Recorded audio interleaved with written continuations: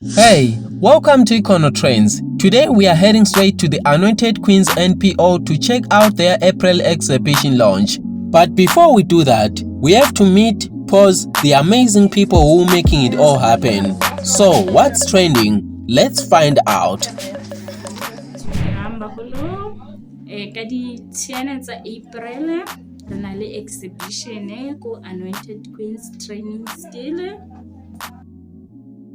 gaufi le JCT3 Estate mo di-containing ra le amohela ba botlhe e tlang ka bongata le tlo iponela mmereko o mopila o re wentseng le sa utlwa mabarebare e tlang ka bongata le tlo bona gore basadi ba etsang ka matshwao a bona le wena o kgono go joina o kgono ikirela profit ere business and then poverty mo high economy go fela imi e black the touch that traditional ya how e tlang ka bongata bitsa makhelwane le bitseng bana ba tlo bona re fokotseng unemployment mo high mona re ka leboga ra le bona le fitlhile thank you